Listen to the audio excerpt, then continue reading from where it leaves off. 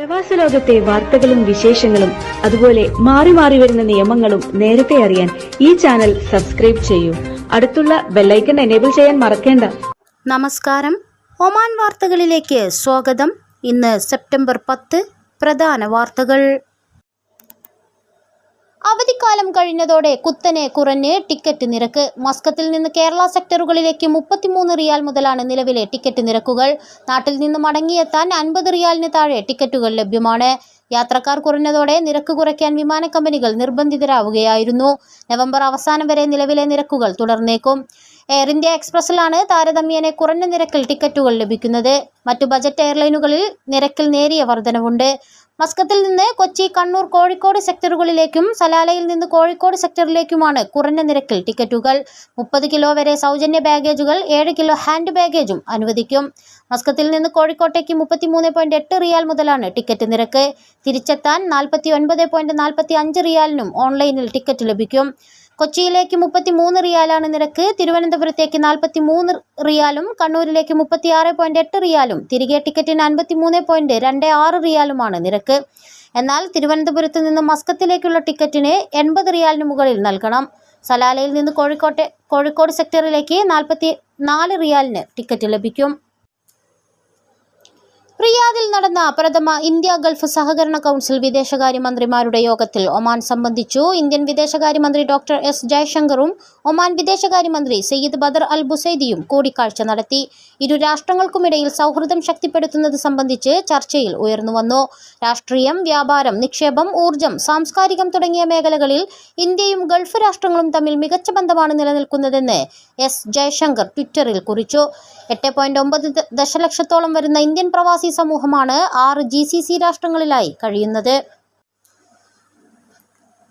World Malayali federation Muscat ഓണാഘോഷം October 11 നടക്കും. വിശിഷ്ടാതിഥികളുടെ സാന്നിധ്യത്തിൽ ഒമാനിലെ കലാകാരന്മാരെ ഒരു വേദിയിൽ കൊണ്ടുവന്ന് കൂട്ടായ്മയിലെ കുട്ടികളുടെയും മുതിർന്നവരുടെയും കലാപരിപാടിയോടെ തുടങ്ങുന്ന ആഘോഷവും ഓണസദ്യയും സംഘടിപ്പിക്കും. ഹൽബാനിലെ അൽ റാഹബി ഫാമൽ WMF മസ്കത്തിലെ എല്ലാ കുടുംബങ്ങളെയും ഉൾപ്പെടുത്തിയായിരിക്കും ആഘോഷം. കഴിഞ്ഞ 8 വർഷമായി ഒമാനിലെ സാധാരണക്കാരുടെ ഇടയിൽ ഇടപെടുകയും മലയാളിയും മറ്റ് ഇന്ത്യക്കാരുടെ പ്രശ്നങ്ങൾ പഠിച്ച് അവർക്കായി പ്രവർത്തിക്കുന്ന സംഘടനയാണ് വേൾഡ് മലയാളി ഫെഡറേഷൻ. വർഷത്തിൽ 2 രക്തദാന ക്യാമ്പും നടത്തി വരുന്നുണ്ട്. ഒമാനിലെ പ്രവാസി സഹോദരങ്ങളെയും സഹോദരിമാരെയും ഒരുമിച്ച് ഒരു കുടക്കീഴിൽ കൊണ്ടുവരികയും അവരുടെ പ്രയാസങ്ങളിൽ താങ്ങും തണലായി പ്രവർത്തിക്കുന്നതാണ് വേൾഡ് മലയാളി ഫെഡറേഷന്റെ ലക്ഷ്യമെന്ന് ഭാരവാഹികൾ പറഞ്ഞു. ലോകകപ്പ് ഫുട്ബോൾ യോഗ്യതാ റൗണ്ടിലെ 2ാം മത്സരത്തിൽ ഒമാൻ ഇന്ന് ദക്ഷിണ കൊറിയയെ നേരിടും. ബൗഷർ സുൽത്താൻ ഖാബു സ്പോർട്സ് കോംപ്ലക്സിൽ വൈകുന്നേരം 6 മണിക്കാണ് കിക്ക് ഓഫ്. ആദ്യ മത്സരത്തിൽ ഇറാഖിനെതിരെ തോൽവി വഴങ്ങിയ ഒമാനും ഫലസ്തീനെതിരെ സമനിലയിൽ കുരുങ്ങിയ ദക്ഷിണ കൊറിയയ്ക്കും അടുത്ത മത്സരത്തിൽ ജയം അനിവാര്യമാണ്. ലോക റാങ്കിങ്ങിൽ 23ാം സ്ഥാനക്കാരായ ദക്ഷിണ കൊറിയയ്ക്കെതിരെ ഒമാന് മത്സരം എളുപ്പമാകില്ല. English premier league club Tottenham താരം കൂടിയായ സൺ ഹീങ് മീൻ നയിക്കുന്ന മുന്നേറ്റ നിരയും വിവിധ ലീഗുകളിൽ പന്ത് തട്ടുന്ന മധ്യനിരയും പ്രതിരോധ നിരയും അടങ്ങുന്നതാണ് കൊറിയൻ സംഘം. താരങ്ങളുടെ പരിക്കുകൾ ഒമാനെ അലട്ടുന്നുവെങ്കിലും വിജയം മാത്രം ലക്ഷ്യം വെച്ചാകും ടീം ഇന്ന് കളത്തിലിറങ്ങുക. കഫേയിൽ മോഷണം നടത്തിയ ആളെ അറസ്റ്റ് ചെയ്ത് റോയൽ ഒമാൻ പോലീസ്. കഫേയിൽ അതിക്രമിച്ചു കയറിയതും പണവും മൊബൈൽ ഫോണുകളും ഉൾപ്പെടെ വസ്തുക്കളും മോഷ്ടിക്കുകയും ചെയ്ത അറബ് രാജ്യക്കാരനെയാണ് ബുറൈമി ഗവർണറേറ്റ് പോലീസ് കമാൻഡ് പിടികൂടിയത്. ഇയാൾക്കെതിരെ നിയമ നടപടികൾ സ്വീകരിച്ചതായും പോലീസ് അറിയിച്ചു. കൊറിയൻ കമ്പനികളുടെയും ഒമാൻ പോസ്റ്റിന്റെയും പേരിൽ ലഭിക്കുന്ന വ്യാജ SMS-കളെ കുറിച്ച് മുന്നറിയിപ്പുമായി ബാങ്ക് മസ്കത്ത്. ഇത്തരം സന്ദേശങ്ങൾ തട്ടിപ്പ് സംഘങ്ങളിൽ നിന്നുള്ളതാണെന്നും SMS-ൽ ലഭിക്കുന്ന ലിങ്കുകളിൽ ക്ലിക്ക് ചെയ്യരുതെന്നും ബാങ്ക് അധികൃതർ ഉണർത്തി. നിങ്ങൾക്കൊരു കൊറിയർ ഉണ്ടെന്നും നൽകിയിരിക്കുന്ന വിലാസം തെറ്റായതിനാൽ ഡെലിവർ ചെയ്യാൻ സാധിക്കുന്നില്ലെന്നും കൃത്യമായ വിലാസം നൽകുകയും ഡെലിവറി ഫീസ് അടയ്ക്കുകയും ചെയ്താൽ കൊറിയർ ലഭിക്കുമെന്നുമാണ് ഇത്തരം SMS-കളിൽ നൽകിയിരിക്കുന്നത്. എന്നാൽ പണം നഷ്ടമാകുന്നതിനപ്പുറം ഇത്തരം ലിങ്കുകളിൽ ക്ലിക്ക് ചെയ്താൽ ആളുകളുടെ അക്കൗണ്ട് ഹാക്ക് ചെയ്യപ്പെടാനും സാധ്യതയുണ്ട്. അതേസമയം വ്യക്തിഗത bank account, debit, credit card വിവരങ്ങൾ ആവശ്യപ്പെടുന്ന ഫോൺ കോളുകളും മെസ്സേജുകളും ശ്രദ്ധിക്കണമെന്നും ഒമാൻ സെൻട്രൽ ബാങ്കും മുന്നറിയിപ്പ് നൽകിയിരുന്നു. രാജ്യത്തെ വിവിധ സർക്കാർ സ്വകാര്യ ഏജൻസികൾ മുന്നറിയിപ്പുകൾ നൽകുന്നുണ്ടെങ്കിലും ബോധവൽക്കരണ പ്രചാരണം നടത്തുന്നുണ്ടെങ്കിലും ഇത്തരം സാമ്പത്തിക തട്ടിപ്പ് സംഭവങ്ങൾ തുടർച്ചയായി റിപ്പോർട്ട് ചെയ്യുന്നുണ്ട്. റബിയുൽ അവ്വൽ ഉംറയ്ക്കൊരുങ്ങിയ മടങ്ങിയ വിശ്വാസികൾ റബിയുൽ അവ്വൽ ആദ്യത്തിലെ ഉംറ സംഘങ്ങൾ അടുത്ത ദിവസങ്ങളിൽ യാത്ര തിരിക്കും. ICF ഉംറ സംഘം ഈ മാസം 11-ന് സൗദിയിലേക്ക് തിരിക്കും. ട്രാവൽ ഏജൻസികളും ഉംറ ഗ്രൂപ്പുകളും റബിയുൽ അവ്വൽ പാക്കേജുകളുമായി രംഗത്തുണ്ട്.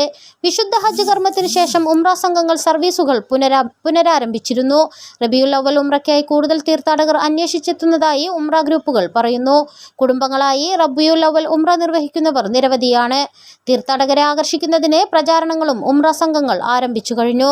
റുബുഉൽ ഖാലി അതിർത്തി വഴി റോഡ് മാർഗവും വിമാന സർവീസുകളിലും ഉംറ പാക്കേജുകളുണ്ട്.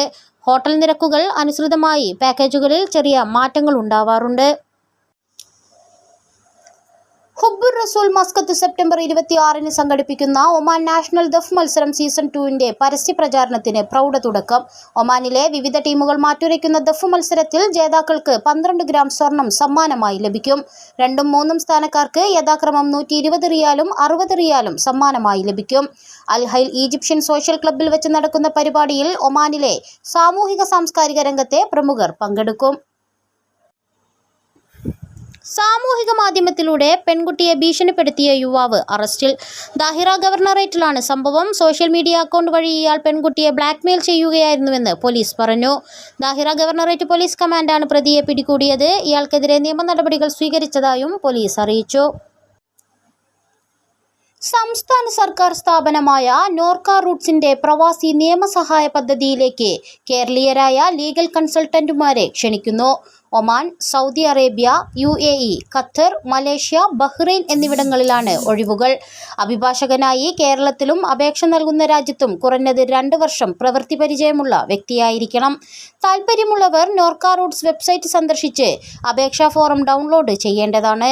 പൂരിപ്പിച്ച അപേക്ഷയുടെ സ്കാൻ ചെയ്ത കോപ്പിയും മറ്റ് അനുബന്ധ രേഖകളും പകർപ്പുകളുമായി ഇമെയിൽ വിലാസത്തിലേക്ക് ഈ മാസം 20-നകം അപേക്ഷ നൽകേണ്ടതാണ്.